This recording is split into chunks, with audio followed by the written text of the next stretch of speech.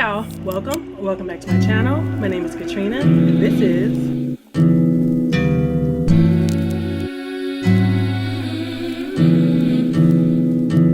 again. I'm gonna have to apologize for the sound quality. I've turned the air conditioning down and the fan down, but I can't turn it off completely or I will melt. So today I just wanted to do a little bit of a mini haul. It was mail time. Here's the mail, it never fails. It makes me want to wag my tail. When it comes, I want to wail. I kept waiting for this stuff to get here, but it's finally here now. It's my used books monthly box and my book of the month box. I'm really excited about that, so let's just get started. So I got Sherry from book of the month. I got Sherry Lapina's Not a Happy Family. I've heard a lot about her, and she's not available on the audio services that I have that I could just try an author. So I already pay like a monthly payment on it, or like Any Play is an audiobook service that I paid for the entire year for. So a lot of times I can just try out an author and not feel like, you know, I'm shelling out $20 or whatever at one time. But Sherry Lapina is not on any of those. So when she came up for book of the month, I definitely picked this book up. So now let me read the inside of the flap. Brecken Hill in upstate New York is an expensive place to live. You have to be rich to have a house there. And Fred and Sheila Merton certainly are rich. But even all their money can't protect them when a killer comes to call. The Mertons are brutally murdered in the night after an Easter dinner with their 3 adult kids, who of course are devastated. Or are they? They each stand to inherit millions. They were never a happy family, thanks to their vindictive father and neglectful mother, but perhaps one of the siblings is more disturbed than anyone knew. Did someone snap after that dreadful evening, or did another person appear later that night with the worst of intentions? That must be what happened. After all, if one of your family were capable of something as gruesome as this, you'd know, wouldn't you? I had to also throw in last month's book of the month pick. It is a Arthurian retelling, and I really love Arthur stories. So this is called Half Sick of Shadows, and it's by Laura Sebastian. Everyone knows the legend of Arthur, destined to be a king, of the beautiful Guinevere, who will betray him with his most loyal knight, Lancelot, of the bitter sorceress, Morgana, who will turn against them all. But Elaine alone carries the burden of knowing what is to come. For Elaine of Shalott is cursed to see the future. On the mystical Isle of Avalon, Elaine runs free and learns of the ancient prophecies surrounding her and her friends, countless possibilities, almost all of them tragic. When their future comes to claim them, Elaine, Guinevere, Lancelot, and Morgana accompany Arthur to take his throne in stifling Camelot, where magic is outlawed. The rule of society chained them, and enemies are everywhere. Yet the most dangerous threats may come from within their own circle. As visions are fulfilled and an inevitable fate closes in, Elaine must decide how far she is willing to go to change destiny and what she is willing to sacrifice along the way. Now, the next set of books are from Used Books Monthly, and they were sending me lots of James Patterson, Lee Childs, like this one book about Nazi Germany or something. It was like 1942, and it had the eagle on it, so I'm not quite sure what it was about.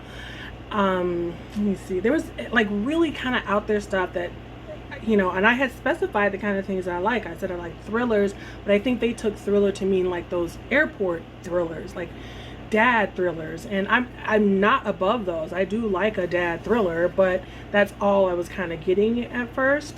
And I did get one African American book, but just not very much. So I emailed them and I said, okay, I want to specify a little bit more, that I would like romance, paranormal, light sci-fi, speculative fiction, African American stuff, fantasy. And so I don't know if I'm gonna have to tweak it again or cancel, because I did find a thriller box that sounds really interesting, where you get, I think, 2 or 3 thrillers in a box, and that looked really interesting. But so they sent me a Harlequin heartwarming book, What the Heart Wants by Cynthia Reese. Allison Bell loves her grandmother. What she doesn't love is her grand's once stunning house in Georgia turning into a money pit. Fortunately, handsome Kyle is happy to help out, or so she thinks. Allison quickly learns that both Kyle and the Historical Society wants to block her plans to modernize. Kyle is determined to preserve the original house in town, even if it means butting heads with a certain stubborn redhead. Yet with every argument, something is awakening beneath their words, something new and fragile that will shatter if they can't resolve their issues. So, yeah, I normally like a romance. I'll try the contemporary romances that are kind of popular right now with, like, you know, the cartoon covers and stuff like that. But I really am drawn to paranormal romance. So, let's see. You know, like my favorite, Molly Harper. Like, those are romances through and through, except, you know, somebody's a half dragon. Now, this one seems a little odd. And I think this is like, I'm thinking this is pure science fiction, and that's not what I wanted. I wanted speculative fiction. So in the near future, Tibber Tarrant, a freelance photographer, is recalled from Anatolia to Britain when his wife, an aid worker, is killed, annihilated by a terrifying weapon that reduces his target to a triangular patch of scorched earth. A century earlier, Tommy Trent, a stage magician, was sent to the Western Front on a secret mission to render British reconnaissance aircraft invisible to the enemy. Present day, a theoretical physicist develops a new method of diverting matter, a discovery with devastating consequences that will resonate through time. So that's called The Adjacent by Christopher Priest. Now, the one thing that makes me want to kind of try this is that it's the multi-award winning author of The Prestige. I didn't read The Prestige, but I love that movie, the movie version of it. It's got Wolverine, I can't think of his name, Hugh Jackman, and Batman, Christian Bale. It has them in there.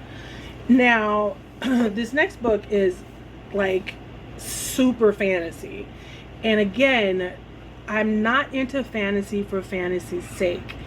The fantasy that I'm going to be into is going to be like Arthur is basically fantasy, right? It's going to be a fantastical romance. George R. R. Martin is fantasy, but it's like grim, dark, political, but obviously it's fantasy because there are, you know, there's, you know, zombies basically, and three-eyed raven, and I don't know, the bleeding trees that keep memory, and the dragons eventually come back, and the gods that actually do stuff. So there is fantasy, but there's like so much else going on, and I love magic, but I love magic in a more grounded, urban paranormal, urban fantasy. I don't know, but this looks like straight up fantasy, and this is the kind of book I would most definitely not pick up. Before history began, the dwarves of Thirham fought against the dragons as the longest war raged in the deep roads beneath the Northhold.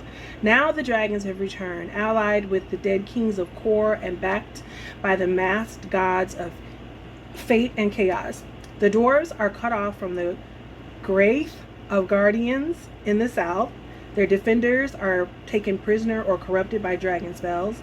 The weight of guarding the Northhold now rests in the crooked shoulders of a traitor's son, Morlock Sir Theorn, also called Ambrosius. but his wounded mind has learned a dark secret in the hidden ways under the mountains. Regan and Fafnir are brothers, and the longest war can never be over.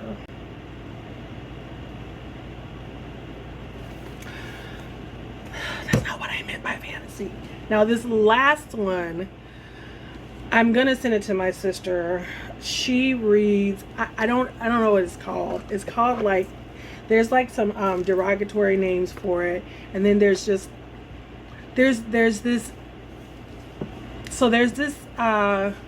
kind of literature that is for Black people, but it's like, it's not the literary stuff that you get, and it's not the new stuff that you get. It's the stuff that's been around for a long time, and it's got names like this one doesn't have, well, player haters. That's the name of this one. And I've seen stuff like, he got 4 baby mamas. That's the name, that'll be the name of the book, right? And yeah, this is Essence bestseller author of baby mama drama. So when I said African American, I didn't mean this. Maybe it'll be funny. Trent Duncan did a good job holding his family together after his dad died. He kept his little sister after trouble and taught her about life.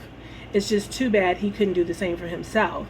Now he's the man your mama always warned you about. Charming, smooth talking, and jobless. He's got a phony business card, a line for every situation, and every conquest. But the ultimate player is about to play himself right out of the game, because a couple of Trent's ex-girlfriends are about to make him wish he listened to his mama. The only person Trent can't seem to get around anymore is his big brother, Will. Will's got problems of his own. He thought he was happily married until his wife Diane stopped being intimate with him. She's got her reasons, but if she doesn't explain herself soon, she may lose her husband to his voluptuous and lusty new secretary. Meanwhile, little sister Melanie is all grown up and sure she's met her prince, literally. Prince may be a friend of Trent, but the two men are like night and day. Prince is the kind of man Melanie would like to have kids with. The trouble is, she's not alone. Pretty soon, these 3 very different siblings have something in common. They're all in hot water. And they need to find a way to help themselves and each other before they get burned. So, and look at the cover. Like, I cannot. So I have to give them props for trying to do what I asked. And who knows what it's like. You know, they probably get donations and they probably like kind of go around and source used book places. I follow this one Instagram of this young lady who decided to start a second. I think her Instagram is and her shop is called the Second Hand Librarian, and she had too many books of her own and was laid off during the pandemic, the beginning of the pandemic. So she started to sell her books, and now it's turned into a full-time thing. And she talks about, sourcing her books from thrift shops and donations and library sales and things like that, and then she sells them. So I'm imagining that that's what these people do. So for me to be very specific and kind of hope that I would get something more like, I think I even put cozy mysteries. So I said, when I changed it, they give you an email, they print out like your genre thing that you put into the website. So preferred genres, I put more magic, romance, weird and light sci-fi like Peter Klein's and Blake Crouch, horror, African American books. And then the that was more the specific, and I originally, like, the overall thing was romance, horror, thriller, mystery, and paranormal. And so, because I don't think these are going to be a hit. They tell you not to judge a book by its cover, but I also ordered The Body Keeps the Score, Brain, Mind, and Body in the Healing of Trauma by Bessel van der Kolk, MD. My best friend and I are going to slow read this. We both are having lots of issues that just deal with, you know, mind and body and the stresses of being mothers. And she's a pretty high-powered working mother as well, and just life and mental stuff and all of that kind of stuff is affecting our bodies and vice versa. And so we wanted to, you know, look at this. Like, she doesn't do fiction at all, and so I was like, I want to read a book with her. And so when I saw this and I was interested in it, and I knew she'd be interested as well, so I video messaged her and said, hey, why don't we slow read this book? I just heard about this book, blah blah blah. And she video messaged me back and was like, so we're gonna slow read through this. A pioneering researcher transforms our understanding of trauma and offers a bold new paradigm for healing. Trauma is a fact of life. Veterans and their families deal with the painful aftermath of combat. 1 in 5 Americans have been molested. 1 in 4 grew up with alcoholics. 1 in 3 couples have engaged in physical violence. 1 in 3. Dr. Bessel van der Kolk, one of the world's foremost experts on trauma, has spent over 3 decades working with survivors. In The Body Keeps the Score, he uses recent scientific advances to show how trauma literally reshapes both body and brain, compromising sufferers' capacities for pleasure, engagement, self-control, and trust. Self-control is interesting. He explores innovative treatments from neurofeedback and meditation to sports, drama, and yoga that offer new paths to recovery by activating the brain's natural neuroplasticity. Based on Dr. van der Kolk's own research and that of other leading specialists, The Body Keeps the Score exposes the tremendous power of our relationship both to hurt and to heal, and offer new hope for reclaiming lives. So I actually think I came about this book because there is another book, and I have to figure out what the name of that one is, but I heard of a book where there is a connection between trauma and African Americans and how it's been passed down in our DNA. And so that's how I came across this one.